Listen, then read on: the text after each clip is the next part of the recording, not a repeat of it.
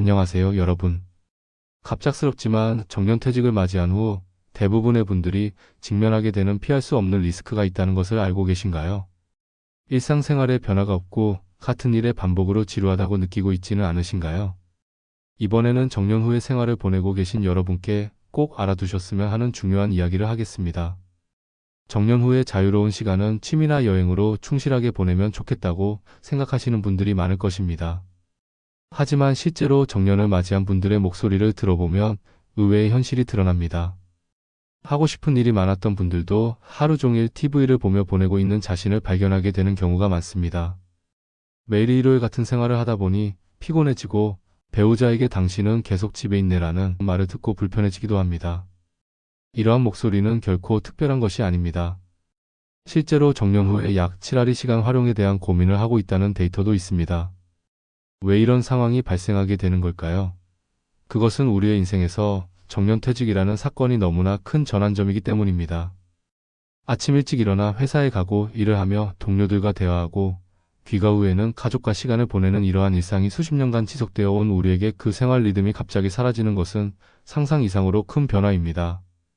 마치 오랫동안 타고 있던 특급 열차에서 갑자기 내려져 스스로 목적지를 정해야 하는 상황과도 같습니다. 하지만 여기서 멈추어서는 안 됩니다. 왜냐하면 정년 후의 인생은 결코 끝이 아니라 새로운 시작이기 때문입니다. 100세 시대라고 불리는 지금 정년 후의 시간은 20년, 30년이라는 긴 시간에 걸쳐 있습니다. 이는 우리 인생에서 소중한 세컨드 스테이지입니다. 그리고 이 세컨드 스테이지를 얼마나 충실하게 보낼 수 있는지는 사실 준비에 따라 크게 달라질 수 있습니다. 오늘의 영상에서는 정년 후에 시간을 허비하게 되는 6가지 원인과 그 구체적인 해결책에 대해 이야기하겠습니다. 또한 더욱 보람되고 즐거운 세컨드 라이프를 보내기 위한 7가지 단계도 소개하겠습니다. 이 내용은 모두 실제로 정년 후의 생활을 보내고 있는 분들의 경험과 전문가의 지식을 바탕으로 정리한 것입니다. 예를 들어 68세의 A씨는 정년 직후 갑작스러운 자유시간의 증가에 당황하여 매일을 그저 그렇게 보내는 날들이 계속되었습니다.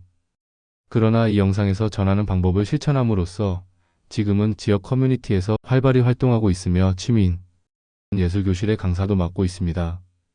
또 다른 예로 72세의 B씨는 아내와의 관계에 고민이 있었지만 가사 분담과 공통의 취미를 찾음으로써 오히려 정년 전보다 더 좋은 부부 관계를 만들 수 있었다고 합니다. 이처럼 누구에게나 전환점은 있습니다. 중요한 것은 그 전환점에 어떻게 대처하고 어떤 행동을 취할 것인가입니다. 정년 후의 생활이 누구나 이상적으로 여기는 여유로운 일상이 되지는 않습니다. 오히려 시간을 허비하고 충실감을 찾지 못하는 분들이 예상보다 많다는 것이 현실입니다. 그러나 그것은 결코 특별한 일이 아니며 많은 분들이 경험하는 일반적인 과제입니다.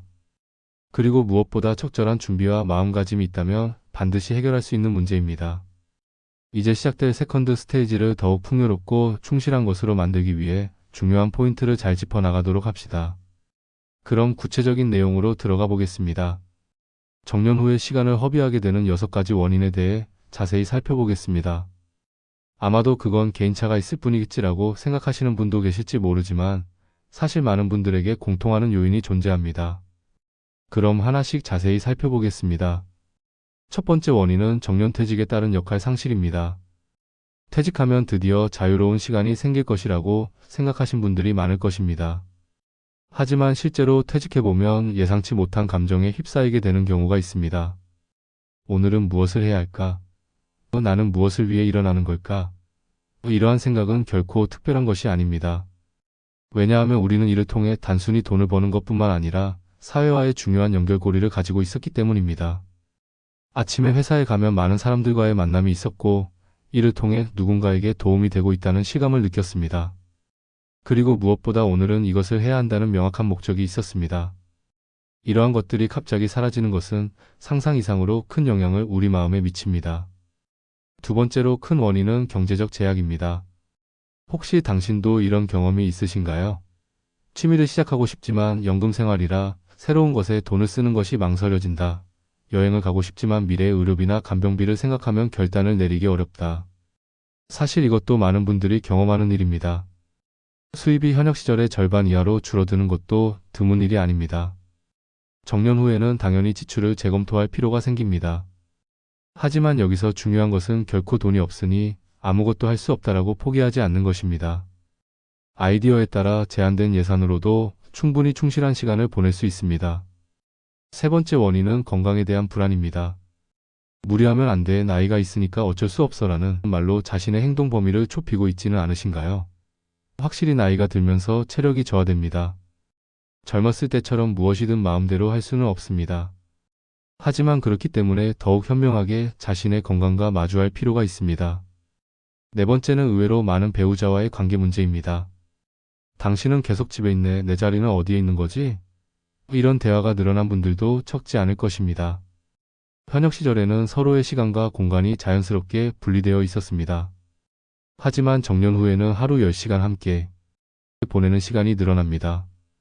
이는 잘 말하면 부부의 시간이 늘어나는 기회이지만 준비가 되어 있지 않으면 오히려 스트레스의 원인이 될 수 있습니다. 다섯 번째 원인은 사회적 고립입니다. 전화가 울리지 않게 되었다. 누구와도 대화하지 않는 날이 늘어났다는 경험은 사실 드문 일이 아닙니다. 현역 시절 우리는 이를 통해 자연스럽게 많은 사람들과 연결되어 있었습니다. 하지만 정년 후에는 그 연결이 급격히 줄어듭니다. 특히 일에만 몰두해 지역과의 연결이 없었던 분들은 더욱 고립되기 쉬운 경향이 있습니다. 마지막 여섯 번째는 고정관념이라는 보이지 않는 벽입니다. 이제 나이 들었으니까 새로운 것은 무리, 지금까지 해본 적 없는 것을 시작하는 것은 부끄럽다는 이러한 생각이 사실 큰 벽이 되고 있습니다. 그렇다면 왜 이러한 고정관념이 생겨날까요? 그것은 오랜 사회생활 속에서 무의식 중에 이렇게 해야 한다는 가치관이 형성되었기 때문입니다.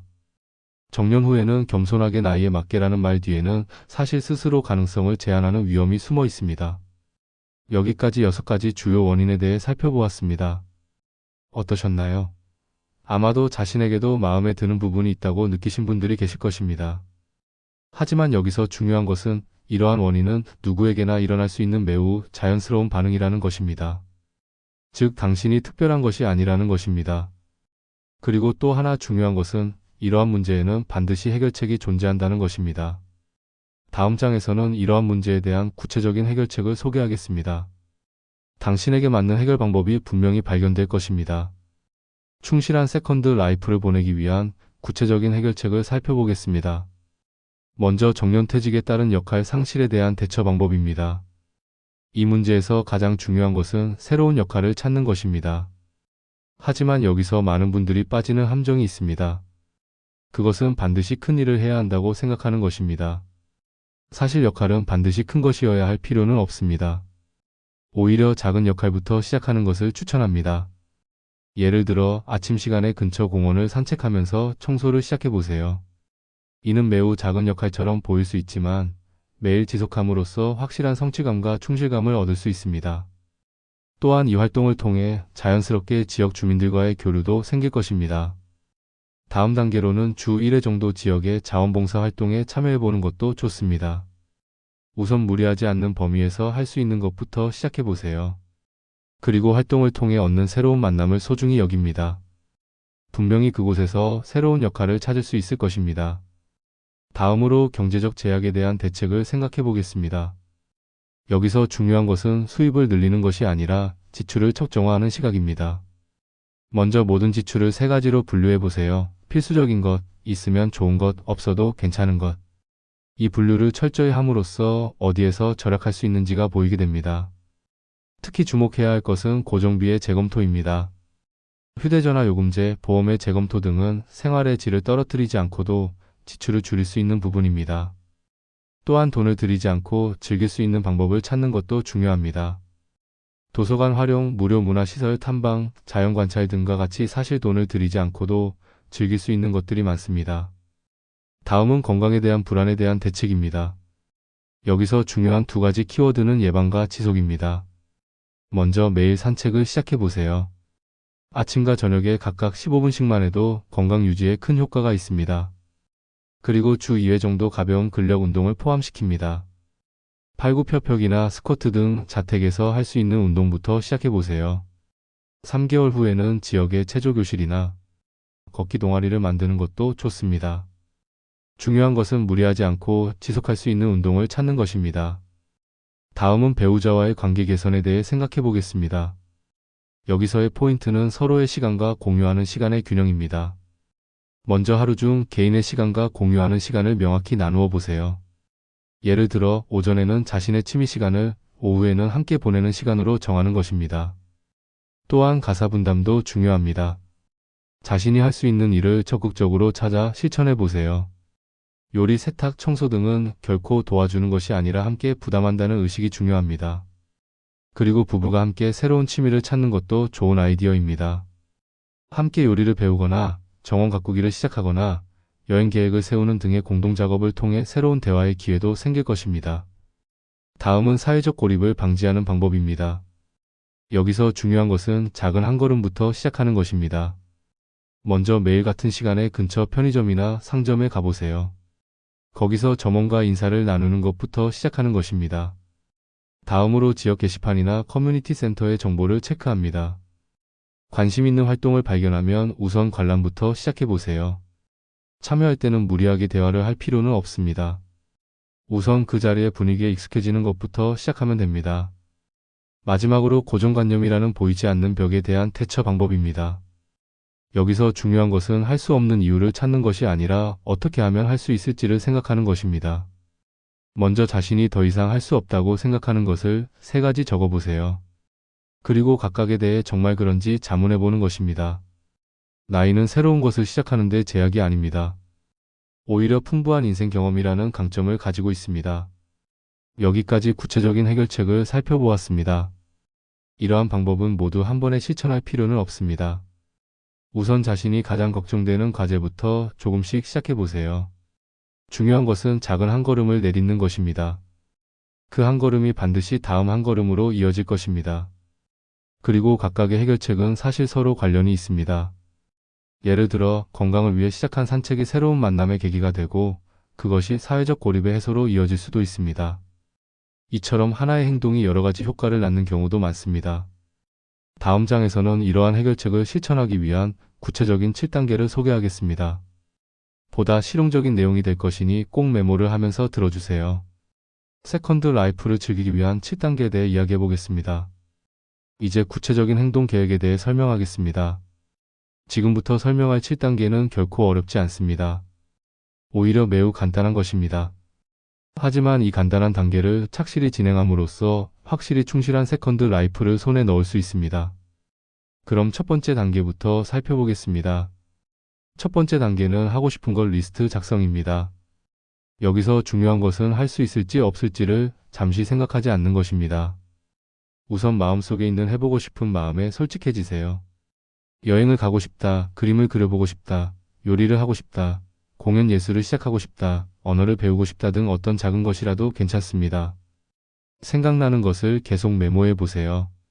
이때 10개 이상 적는 것을 추천합니다. 왜냐하면 처음 3개에서 5개는 누구나 생각할 수 있는 일반적인 것이기 때문입니다.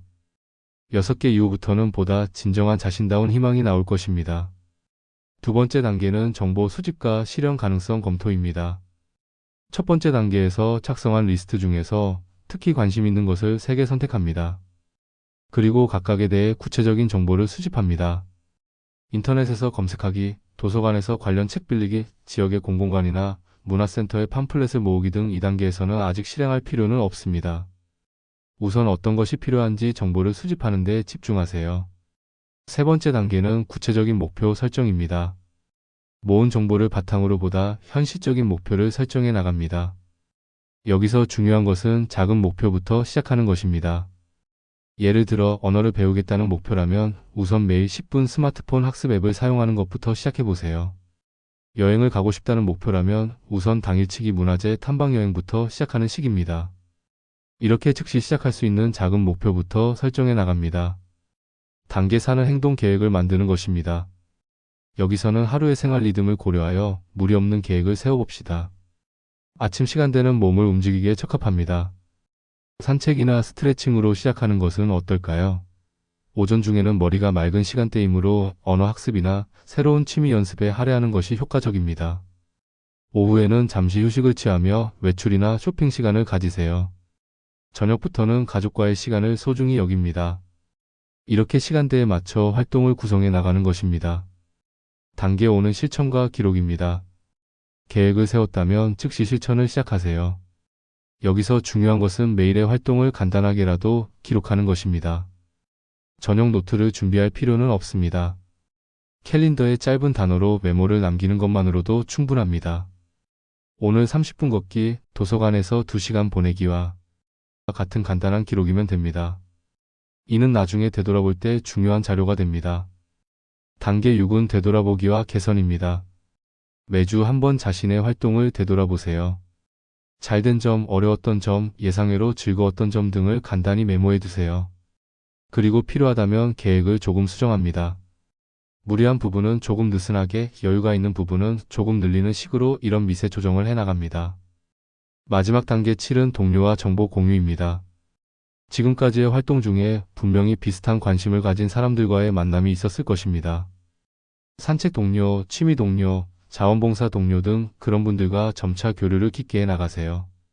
정보를 공유하거나 함께 활동하고 때로는 고민을 상담하는 등의 교류가 당신의 활동을 더욱 풍요롭게 만들어줄 것입니다. 이상으로 7단계의 개요를 살펴보았습니다. 여기서 중요한 것은 모든 것을 완벽하게 수행할 필요는 없다는 것입니다. 오히려 천천히 착실히 진행해 나가는 것이 중요합니다. 예를 들어 단계 1에 하고 싶은 걸 리스트는 나중에 추가할 수 있습니다. 새로운 아이디어가 떠오르면 계속해서 적어 나가세요. 또한 단계 4의 행동 계획도 고정적인 것이어야 할 필요는 없습니다. 그날의 컨디션이나 상황에 따라 유연하게 변경해도 괜찮습니다. 중요한 것은 지속하는 것입니다.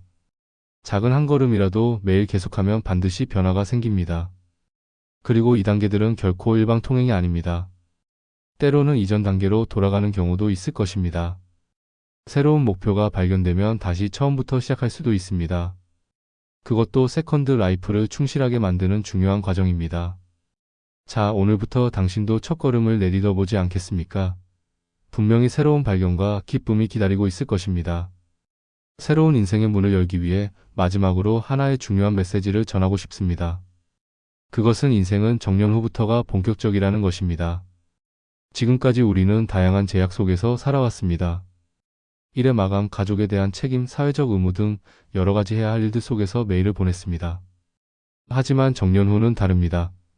시간은 자유로워집니다. 할 일을 스스로 정할 수 있습니다.